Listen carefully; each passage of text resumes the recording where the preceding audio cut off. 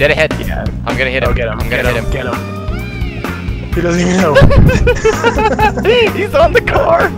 What's good, everybody? It's BBKDRAGOON here with 5 tips every Battlegrounds player should know. Battle Royale games are awesome, but they can be very overwhelming and intimidating when you first get going. These 5 tips helped out me, and I hope they help you get to the final circle more often. So number 5, don't jump out of the plane immediately. It's all about planning your jump. You notice at the start of the match, a bunch of people just spam F to get outside of the plane and on the ground as soon as possible. Don't do this. When your plane is flying over the map, look at your trajectory, look at the path of the plane, and then make the decision, do I want to go for a very risky area like the firing range or the military base, or do I want to try and land here, grab a car, head over to that area that nobody's going to be at? When you look at the plane, it always is traveling obviously in a straight line, and most players fly straight down along that line.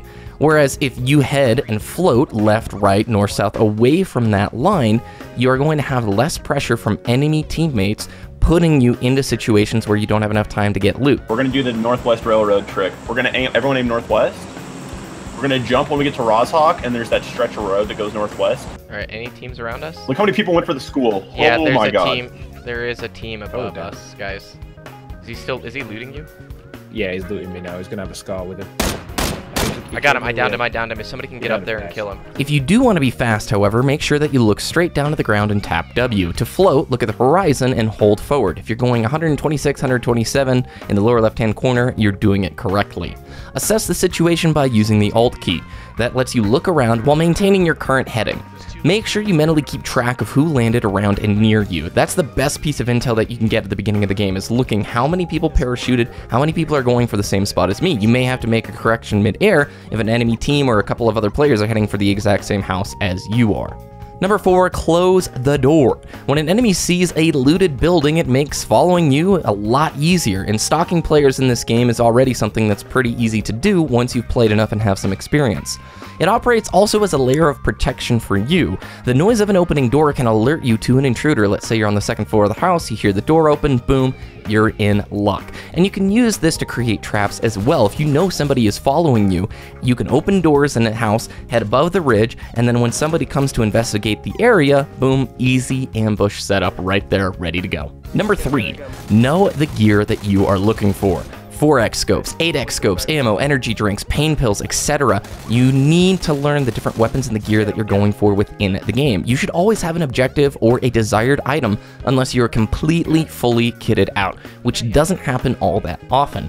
It can take a little bit of time to figure out, okay, these weapons are really nice with these attachments. Like a 4x scope is an incredibly powerful tool in your arsenal, but only if you know how to play to its advantages. If you're running and gunning through houses with a 4x scope, it's not going to really benefit your strengths. Vice versa, learning how pain pills, energy drinks work, med kits, all of that stuff is very important because that will make or break your experience getting to the final circle and surviving. And like I said, you should always have an objective or a desired item. If you're just sitting in a house, not really kitted out, and waiting around for somebody to just come inside, that's generally not the best strategy. You should be actively working and pursuing trying to get better gear. I'm not discouraging tactical play, however I am saying don't be complacent. Having a better loadout is one of the best advantages that you have. Learn about aiming, the difference between tap and holding. When you tap, you go into the ADS mode, and this is the most accurate form of firing. However, it can give you a lot less situational awareness. Whereas when you hold down the right mouse button, you can use the 3rd person mode to sometimes get an advantage on your enemy and outplay them, like right here.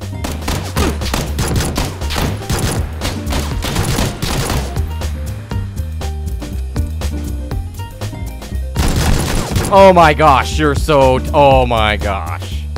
You had everything. How? How did I just win? The Alt key is your friend. You need to be checking all around you at all times. Use headphones and awareness, awareness, awareness.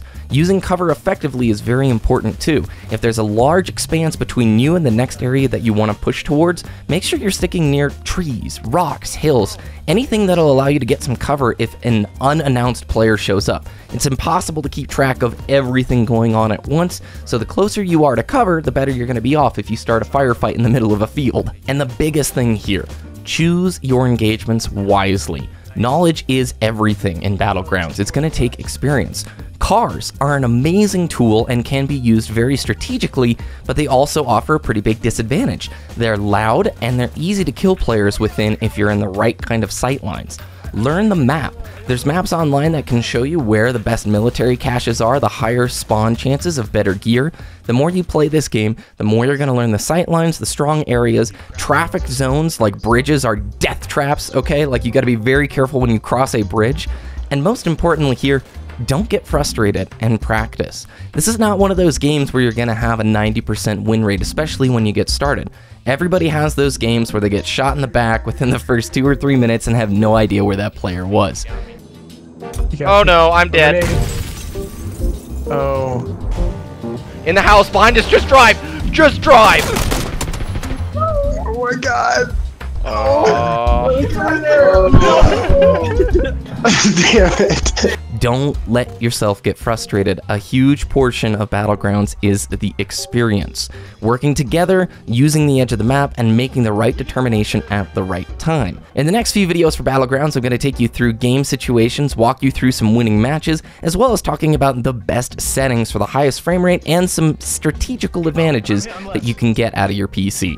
If you enjoyed this video, please let me know with a like, and if I missed any tips that you think should be thrown in there, let us know about them down in the comments below. Good luck out there, and I hope you get the winner chicken dinner. Yes! Oh, it's so good too.